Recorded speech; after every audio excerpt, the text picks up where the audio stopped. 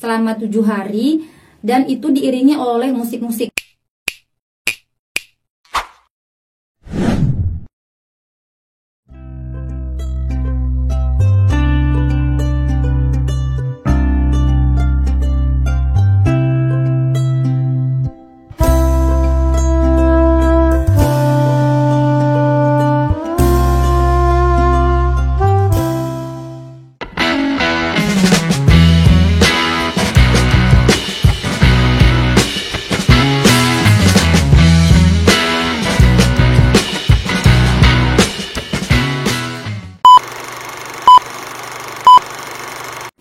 Assalamualaikum warahmatullahi wabarakatuh. Terima kasih karena kalian sudah klik video ini. Selamat datang di channel aku. Salam kenal, aku Lili Hernawati.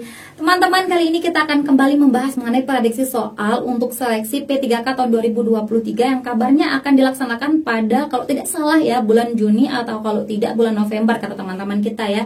Dan berdasarkan voting kemarin itu lebih banyak yang memilih untuk membahas mengenai prediksi soal P3K lagi.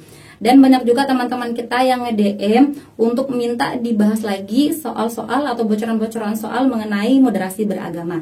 Dan kali ini kita akan bahas itu teman-teman ya, bocoran-bocoran soal untuk moderasi beragama. Dan soal-soalnya sudah saya modifikasi sedikit teman-teman ya, supaya tidak mirip sekali dengan soal aslinya. Dan ada juga FR-FR yang saya kembangkan sendiri. Oke teman-teman, tapi sebelum itu buat teman-teman yang belum subscribe channel ini, yuk dukung Mimin dulu dengan klik tombol subscribe kalian. Dan jangan lupa untuk nyalakan juga tombol notifikasinya supaya teman-teman tidak ketinggalan info-info terbaru dari aku. Terima kasih. Oke teman-teman, seperti biasa ya, sebelum kita ke contoh soalnya, kita akan sedikit mengingat dulu mengenai apa sih itu moderasi beragama. Jadi moderasi itu adalah jalan tengah, kemudian untuk moderasi adalah sesuatu yang terbaik, sesuatu yang berada di tengah-tengah, biasanya berada di antara dua hal yang buruk. Nah teman-teman, untuk moderasi beragama adalah cara beragama di jalan tengah sesuai dengan definisi dari moderasi itu sendiri. Kemudian untuk orang yang mempraktikannya disebut moderat. Dan orang yang moderat ini adalah orang yang tidak ekstrim dalam beragama dan tidak berlebih-lebihan saat menjalankan ajaran agamanya. Seperti itu teman-teman ya. Kemudian selanjutnya terkait 4 indikator moderasi beragama yang dijadikan sebagai kisi-kisi untuk P3K tahun kemarin teman-teman ya. Yang pertama adalah komitmen kebangsaan. Nah ini banyak sekali yang keluar terkait dengan pemahaman materi teman-teman ya. Ini termasuk di bagian pertama, kebanyakan di bagian pertama teman-teman. Jadi satu jawaban yang benar dan selainnya salah. Jadi bagaimana kita memahami terkait undang-undang dasar, kemudian undang-undang juga. Kemudian ada juga terkait pemahaman butir-butir Pancasila teman-teman. Ini di komitmen kebangsaan. Kemudian yang kedua terkait toleransi. Nah ini banyak masuk di bagian kedua ya. Ada juga terkait dengan pertanyaan mengenai undang-undang yang membahas tentang toleransi juga ada teman-teman. Kemudian bagaimana kita menghargai orang lain yang berbeda agama juga keluar di bagian kedua, nanti kita akan lebih jelas lagi. Kemudian yang ketiga adalah anti kekerasan, jadi dilarang untuk menggunakan cara-cara kekerasan untuk memberikan pemahaman kepada orang lain terkait keyakinan kita teman-teman. Dan yang terakhir adalah penerimaan terhadap tradisi. Nah bagaimana kita menerima tradisi-tradisi daerah teman-teman ya, budaya-budaya, dan tidak menentang budaya-budaya tersebut selama tidak bertentangan dengan pokok ajaran agama teman-teman. Oke, selanjutnya teman-teman kita mau bahas sedikit nih terkait dengan jumlah soal dari tes moderasi beragama kemarin teman-teman ya. Jadi ada 2 bagian yang dijadikan menjadi satu sebenarnya teman-teman, tapi kenapa jadi 2 bagian? Karena di sini ada terkait pemahaman umum teman-teman ya di bagian 1. Nah ini ada 4 pilihan ganda untuk seluruhnya, yaitu ABCD teman-teman. Nah di sini untuk bagian pertama hanya satu jawaban benar antara ABCD dan selainnya itu salah. Jadi kalau teman-teman salah memilih, nilai teman-teman di bagian 1 itu 0, kalau benar 1. Apalagi kalau teman-teman tidak menjawab maka nilainya tentu 0. Itu ada 20 butir soal seperti itu teman-teman ya. Terkait misalkan undang-undang berapa yang membahas tentang toleransi. Kemudian tentang undang-undang dasar juga teman-teman, tentang pengetahuan adat apa nih yang melakukan hal seperti ini, itu adat apa, itu keluar juga. Nah kemudian untuk soal bagian kedua itu ada 40 butir soal, dimana semua jawabannya A, B, C, D itu benar semua teman-teman. Hanya nanti rentang poinnya itu ada yang 4 ada 3, 2, 1 gitu teman-teman ya. Yang tertinggi dapat 4, yang terendah dapat 1. Kalau teman-teman tidak menjawab, baru nilainya 0. Jadi usahakan tetap menjawab teman-teman ya. Nah, untuk nilai maksimalnya nanti dapat 180 poin ya setelah digabung. Yang bagian 1 tentu dapat 20 karena soalnya hanya 20. Kemudian untuk yang bagian 2 ini ada 160 nilai maksimalnya karena masing-masing soal nilai tertingginya itu 4. Jadi 4 kali 40 160 gitu teman-teman ya. Oke, kita langsung saja ke contoh soalnya teman-teman ya. Nah, di sini soal-soalnya sudah saya modifikasi ya sedikit teman-teman, entah itu di kalimatnya atau di pilihan gandanya saya acak atau bagaimana teman-teman. Yang jelas tidak sama persis dengan soal aslinya teman-teman ya. Oke, kita bahas bareng-bareng. Ini dia soal yang pertama. Perjuangan Indonesia menentang ketidakadilan termuat pada pembukaan Undang-Undang Dasar alinea A1 dan 3, B3 dan 2, C1 dan 4, D2 dan 4. Silahkan coba teman-teman pause dan coba dijawab. Jadi teman-teman untuk seleksi ASN ini harusnya teman-teman sudah menghafal terkait pembukaan Undang-Undang Dasar. Setidaknya makna-maknanya teman-teman ya. Jadi yang memuat tentang ketidakadilan, menentang ketidakadilan itu ada di alinea. Yang pertama ada teman-teman ya, yaitu ada di kalimat penjajahan di atas dunia harus dihapuskan, teman-teman ya. Penjajahan di atas dunia harus dihapuskan, itu menentang ketidakadilan, teman-teman ya. Kemudian ada di alinea ke terakhir, teman-teman. Kalau teman-teman perhatikan kembali ya, jadi di alinea keempat itu membahas juga terkait Pancasila, teman-teman. Jadi di Pancasila itu sila kelima Pancasila yaitu keadilan sosial bagi seluruh rakyat Indonesia, itu juga termasuk menentang ketidakadilan gitu teman-teman ya. Jadi menurut saya yang termasuk dari menentang keadilan untuk Undang-Undang Dasar terdapat di alinea 1 dan 4 teman-teman, yaitu jawabannya C teman-teman ya. Nanti kalau misalkan di soal tidak ada yang 1 dan 4, teman-teman bisa pilih yang 1 saja atau yang 4 saja, seperti itu teman-teman ya. Kita lanjut lagi ke soal yang nomor 2. Salah satu tradisi untuk mendandani dan mengganti pakaian mayat leluhur dalam rangka menghormati para leluhur yang telah meninggal disebut dengan tradisi Maknini. Tradisi tersebut berasal dari daerah A. Dayak, B. Toraja, C. Bali, atau D. Bugis. Silahkan coba teman-teman pause dan coba dijawab. Oke teman-teman, jika sudah kita akan jawab bersama ya. Kita lihat dulu. Kalau yang A ini Dayak, ini bukan tradisi Maknini namanya ya, tapi tradisi Mantatuk Mate kalau nggak salah namanya teman-teman ya. Ini mengantarkan jenazah yang sudah meninggal itu selama 7 hari kalau saya tidak salah ingat teman-teman ya. Sudah saya coba searching, selama 7 hari, dan itu diiringi oleh musik-musik. Kemudian ada lagi nama upacaranya saya agak lupa. Setelah diiringi itu dimasukkan ke dalam apa istilahnya ya, sejenis peti mati atau gimana gitu teman-teman. Itu juga ada upacaranya, tapi bukan tradisi Maknini ya. Jadi Dayak ini beda tradisinya ya, bukan Maknini. Kemudian kalau yang kedua Toraja. Nah, kalau Toraja ini betul teman-teman ya, Toraja ini nama tradisinya adalah tradisi Maknini teman-teman ya, jawabannya Toraja. Jadi mayat-mayat para leluhur itu didandani kemudian diberikan pakaian untuk menghormati leluhur, itu menurut orang Toraja teman-teman ya. Kemudian kalau di Bali ini karena di sana banyak orang Hindu teman-teman, jadi di sana terkenal dengan upacara ngaben teman-teman ya, jadi membakar jenazah yang sudah meninggal. Kemudian kalau yang Bugis ini sebagian besarnya itu teman-teman yang saya baca adalah orang Islam teman-teman, jadi tradisinya itu sejenis zikiran kemudian tadarusan sampai malam ke-7 atau ke-9 orang yang sudah meninggal dunia itu teman-teman ya. Jadi kalau Bugis ini bukan seperti ini ya. So untuk yang nomor 2 ini tradisi Maknini itu ada di orang Toraja teman-teman ya. Nanti coba teman-teman searching lagi yang ini, yang tepatnya bagaimana. Kalau saya salah silahkan dikoreksi. Dan teman-teman tambah lagi pengetahuannya, kira-kira tradisi-tradisi yang terkenal di Indonesia itu apa saja. Teman-teman coba hafalin gitu teman-teman ya, supaya nanti kalau keluar teman-teman bisa menjawab gitu ya. Nah kita lanjut lagi langsung ke bagian kedua teman-teman ya. Untuk bagian pertama itu saya cuma dapat itu saja teman-teman ya. Nanti kalau teman-teman punya yang lain Contoh soalnya silahkan teman-teman komen di kolom komentar teman-teman. Kita langsung ke bagian kedua teman-teman ya.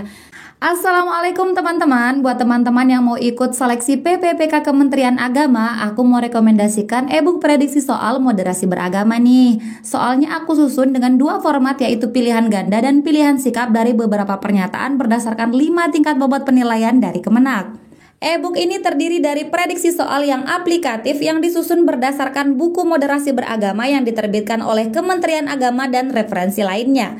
Tentunya dilengkapi dengan kunci jawaban dan pembahasan yang terperinci. Yuk segera diorder, terima kasih. Kalau bagian kedua ini semua jawabannya benar, akan tetapi nanti ada yang lebih tinggi poinnya, ada yang lebih rendah. Kita akan berusaha untuk mencari yang memiliki poin paling tinggi, yaitu 4 teman-teman ya di masing-masing soal.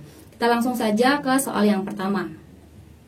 Semua agama berpusat pada kebenaran ajaran yang diyakini oleh pemeluknya masing-masing. Perbedaan kerap bersinggungan satu sama lain. Bagaimana pendapat Anda? Ini ditanyakan tentang pendapat, teman-teman ya, pendapat. So di sini bukan langsung ke tindakan, teman-teman ya, tapi ditanyakan pendapat. Yang A, perlu menghargai keberadaan semua agama di Indonesia. Kita harus menjamin pemeluknya bebas menjalankan peribadatannya masing-masing. Kita langsung cari kata kuncinya. Biasanya untuk pilihan ganda itu kata kuncinya ada di awal-awal kalimat. Biasanya teman-teman ya. Kita lihat di sini. Kalau yang A, menghargai keberadaan. Menghargai, kata kuncinya adalah menghargai ini ya. Kemudian yang B, biarkan mereka dengan keyakinan agamanya, baik buruknya seseorang tergantung caranya memperlakukan orang lain. Kalau yang B ini membiarkan orang lain dengan urusannya masing-masing. Itu maksudnya teman-teman. Mana yang lebih unggul? Apakah kita menghargai orang lain ataukah kita membiarkannya saja? Lebih unggul kalimatnya yang A teman-teman ya. Jadi yang B ini kita bisa eliminasi gitu ya. Kemudian yang C, menjadikan nilai kebaikan dari semua agama untuk memuliakan satu sama lain dengan semua umat manusia. Ini kata kuncinya ada di nilai kebaikan dari semua agama untuk memuliakan satu sama lain. Jadi nilai kebaikan itu untuk memuliakan satu sama lain, katanya teman-teman. Mana yang lebih tepat? Kalau orang yang berbeda agama, apakah menghargai mereka atau memuliakan mereka? Mungkin kalimat yang lebih bagus itu kata memuliakan teman-teman ya. Tapi karena ini adalah kita berbeda agama teman-teman, jadi kalau menurut saya lebih tepatnya adalah menghargai keberadaan semua agama di Indonesia. Jadi yang C ini kurang tepat menurut saya. Kemudian yang D, sebagai pemeluk agama yang baik, penting untuk mengelola kehidupan bersama dengan keyakinan yang berbeda. Ini pendapatnya umum teman-teman ya. Penting untuk mengelola kehidupan bersama, ini saling mengelola kehidupan bersama maksudnya teman-teman. Jadi kalau menurut saya yang lebih tepat di sini di nomor 1 ini adalah yang A ya. Jadi saling menghargai gitu teman-teman. Oke, kita boleh beda pendapat teman-teman, silahkan komen saja di kolom komentar. Kita lanjut ke soal yang nomor 2. Anda bekerja dengan rekan kerja yang berbeda agama, maka saya setuju sebagai rekan kerja yang profesional saling bermanfaat, berkontribusi pada pekerjaan. Ini menyetujui, saya menyetujui. Kita keep dulu, kita lihat yang lain. Yang B, saya menyambutnya dengan senang hati dan siap sedia memberikan bantuan jika diminta. Ini lebih depan lagi ya tindakannya, yaitu menyambutnya. Kalau yang A, saya hanya menyetujui, setuju ya udah gitu, nggak ada tindakan lebih. Kalau yang B, saya menyambutnya, kemudian memberikan bantuan jika diminta katanya. So yang A ini tidak lebih unggul ya, kita eliminasi. Kemudian yang C, saya menerima sebagai keadaan yang harus terjadi, bekerja sesuai peran masing-masing. Yang C hanya menerima saja, lebih unggul yang B ya, kita eliminasi yang C. Kemudian yang D, saya selalu membantu teman yang butuh bantuan tanpa melihat agamanya. Mana yang lebih unggul? Lebih unggul B atau D? Tentu yang D teman-teman ya, membantu teman yang butuh tanpa melihat agamanya. Jadi tidak dibeda-bedakan antara agama yang satu dengan agama yang lain. Kalau yang B ini menyambut dengan senang hati, kemudian membantu jika diminta teman-teman ya. So yang lebih unggul yang D teman-teman ya. Siapapun yang butuh bantuan, teman-teman siap membantu tanpa melihat agamanya. Oh maaf, ini bukan dieliminasi tapi dipilih teman-teman. Yang B ini yang dieliminasi ya. So jawaban nomor 2 ini yang D, gitu ya. Membantu teman yang butuh tanpa melihat agamanya. Latar belakang agama tidak boleh dibeda-bedakan teman-teman ya. Oke, kita lanjut ke soal yang nomor 3. Jika Anda bertetangga dengan orang yang menganut agama yang berbeda, maka saya mengikut sertakan mereka dalam seluruh kegiatan lingkungan jika ada kesempatan. Ini baik teman-teman ya, ikut sertakan mereka dalam kegiatan.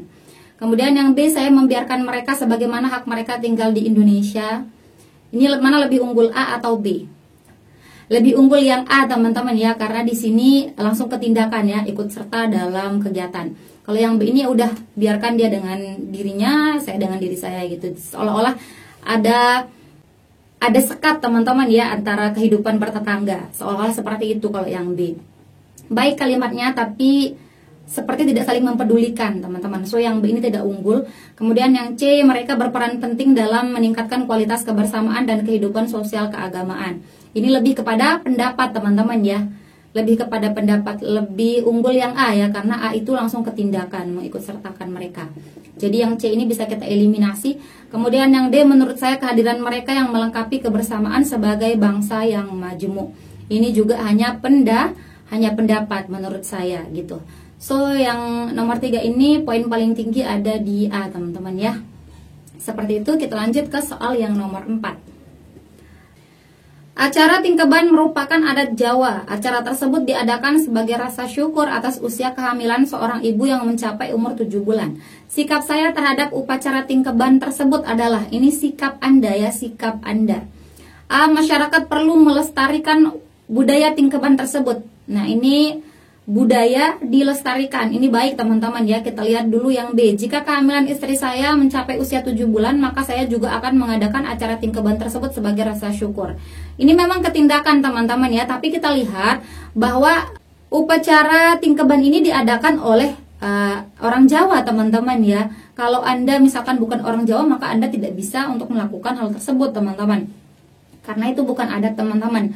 Jadi kalau menurut saya lebih unggul yang A dibanding yang B teman-teman ya, karena ini terkait dengan sikap Anda. Jadi yang B ini kita eliminasi teman-teman. Kemudian yang C, saya percaya bahwa acara tersebut penting dilakukan oleh ibu hamil yang sudah mencapai usia kehamilan 7 bulan. Ini terkait pendapat juga teman-teman ya. Penting untuk dilakukan katanya, penting untuk dilakukan. Itu hanya pendapatnya. Mana lebih unggul, melestarikan budaya tersebut atau hanya berpendapat penting untuk dilakukan? Kalau menurut saya lebih unggul yang A teman-teman ya, bukan yang C. Kemudian yang kita lihat lagi yang D, acara Tingkeban merupakan upacara rasa syukur atas kehamilan, maka siapapun perlu menghormati acara tersebut. Ini yang D ini menghormati acara. Mana lebih bagus, melestarikan? Masyarakat Jawa perlu melestarikan budaya tersebut atau siapapun perlu menghormati acara tersebut? Mana yang lebih unggul teman-teman? Kalau menurut saya lebih unggul yang A teman-teman ya, lebih unggul melestarikan budaya dibandingkan hanya dengan menghormati. Karena kalau Anda sudah melestarikan budaya tersebut, maka Anda juga termasuk menghormati acara tersebut teman-teman ya. Jadi menurut saya yang memiliki poin paling tinggi di sini yang A teman-teman ya, melestarikan budaya Tingkeban tersebut gitu ya. Oke teman-teman, kita boleh beda pendapat, silahkan teman-teman komen jawaban kalian di kolom komentar untuk nomor 4 ini. Ini termasuk menurut saya soal yang lumayan hot teman-teman ya. Oke, kita langsung ke soal yang nomor 5. Jika diundang menghadiri perayaan hari besar agama lain, maka saya A, cukup menyetujui mereka melaksanakan kegiatannya dan tidak perlu datang ke perayaan. Teman-teman kita lihat ya, tidak perlu datang ke perayaan. Kemudian yang B, mengkondisikan segala bentuk peraturan dan kebijakan tidak membatasi perayaan semua agama di Indonesia. Ini kata-katanya tidak membatasi perayaan. Ini hanya pendapat menurut saya teman-teman ya, bukan ketindakan teman-teman. So yang B ini tidak unggul teman-teman ya. Kita lihat yang C, membantu perayaan agar lancar sampai selesai. Membantu perayaannya. Mana yang lebih unggul, A atau C? Ingat teman-teman ya, posisikan diri teman-teman sebagai orang yang moderat. Kita lihat teman-teman ya, kalau yang A tidak perlu datang ke perayaan, kalau yang C membantu perayaan agar lancar. Beda teman-teman ya, kalau perayaan hari besar ini kita tidak perlu mengikuti perayaannya teman-teman sebenarnya ya, tidak harus mengikuti perayaannya, tapi kita bisa membantu perayaan tersebut jika dibutuhkan ya teman-teman ya, agar perayaan tersebut lancar gitu teman-teman ya. Misalkan kalau dia butuh perlengkapannya ada yang kurang, teman-teman bisa membantu. Itu sikap orang yang moderat teman-teman ya, saling membantu gitu. Jadi yang A ini tidak lebih unggul dibanding yang C teman-teman ya, karena yang C ini ada tindakan lebihnya, yaitu membantu perayaan agar lancar. Kemudian yang D, datang untuk menghargai undangan. Kalau yang D ini hanya datang ya, datang menghadiri perayaan tersebut. Kalau menurut saya lebih unggul yang C ya, membantu perayaan. Tidak harus datang ke perayaannya, tapi Anda bisa membantu perayaannya. Seperti itu teman-teman ya. agar lancar. Jadi yang nomor 5 ini yang lebih unggul di sini yang C, teman-teman ya, yang memiliki poin 4. Itu menurut saya, teman-teman ya. Kita lanjut lagi ke soal yang nomor 6. Jika saya mengadakan acara atau resepsi keluarga, maka ini teman-teman, kalau Anda mengadakan acara resepsi atau acara apapun di keluarga, teman-teman ya, apakah Anda A. memberikan kabar dan undangan? Terserah mereka apakah mau datang atau tidak. Ini berarti dia tidak peduli apakah tetangganya mau datang atau tidak. Kemudian yang B, saya biasa melibatkan teman dan kerabat terlepas dari perbedaan keyakinan kami. Ini terkait dengan bagaimana kita bertoleransi, teman-teman ya. Jadi lebih unggul yang mana? A atau B? Tentu lebih unggul yang B ya, melibatkan teman dan kerabat. Tidak memandang keyakinan mereka apa, teman-teman. Jadi yang A ini bisa kita eliminasi. Kemudian yang C, saya menghargai teman atau kerabat yang berbeda keyakinan. Kehadiran mereka penting bagi saya.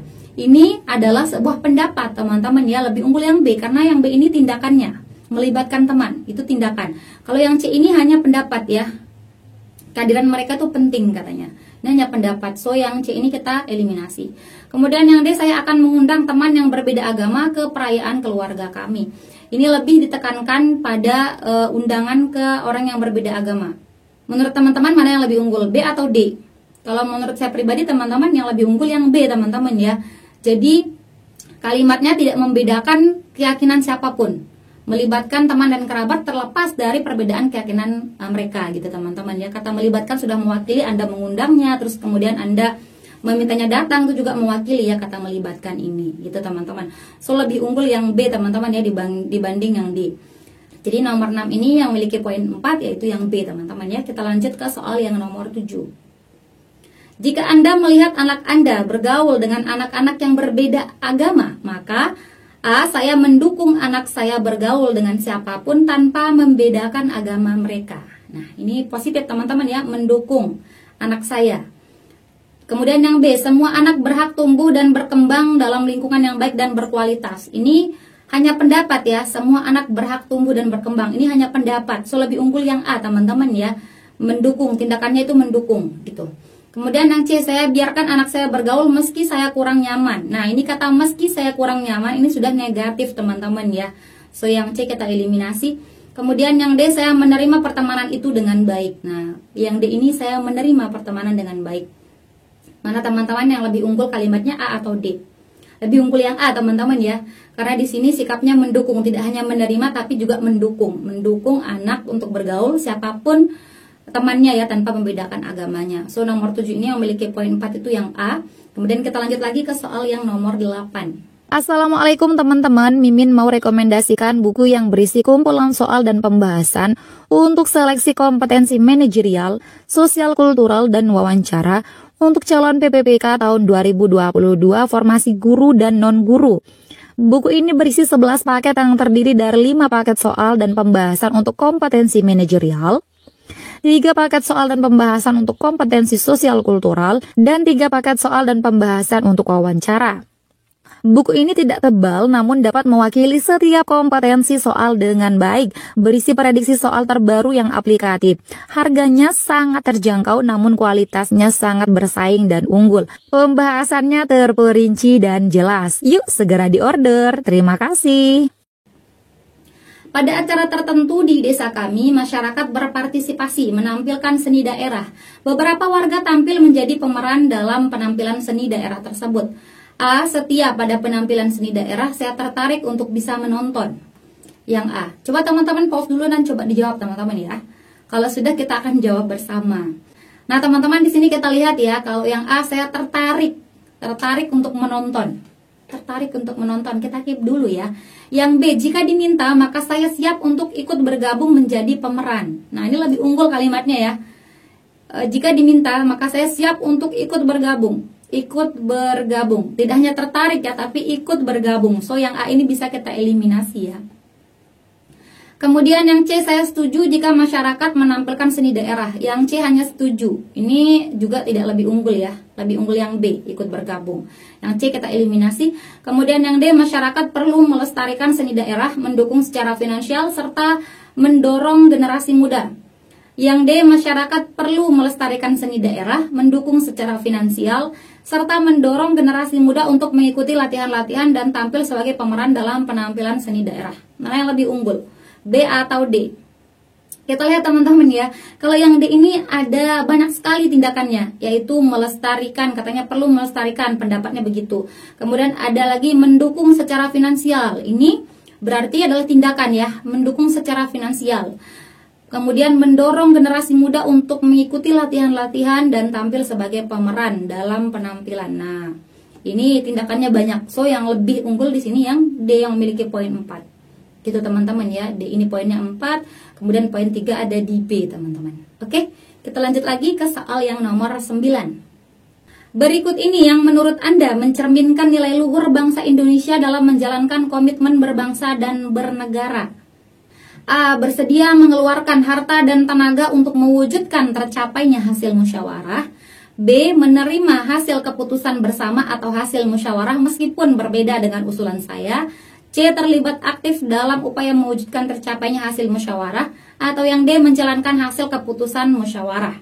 Oke teman-teman, untuk yang nomor 9 ini silahkan teman-teman bantu saya untuk menjawabnya di kolom komentar, karena nomor 9 ini untuk video ini adalah soal yang terakhir teman-teman ya. Next kita akan lanjut lagi. Silahkan teman-teman komen-komen di kolom komentar. Boleh teman-teman komen jawaban kalian yang nomor 9. Boleh juga ditambah dengan misalkan teman-teman dapat FR dari teman-teman kalian. Boleh juga tulis di kolom komentar, nanti next kita akan bahas lagi. Oke teman-teman, terima kasih. Oke teman-teman, itu saja video kita kali ini. Terima kasih untuk partisipasi kalian dan terima kasih juga karena teman-teman sudah menonton video ini sampai akhir. Jika menurut teman-teman video ini bermanfaat, jangan lupa dukung Mimin dengan klik like, komen, subscribe, dan nyalain juga tombol loncengnya. Dan jangan lupa untuk share video ini ke teman-teman kalian yang lain supaya manfaatnya tidak berhenti di kalian. Oke teman-teman, terima kasih. See you next time and bye-bye. Assalamualaikum warahmatullahi wabarakatuh.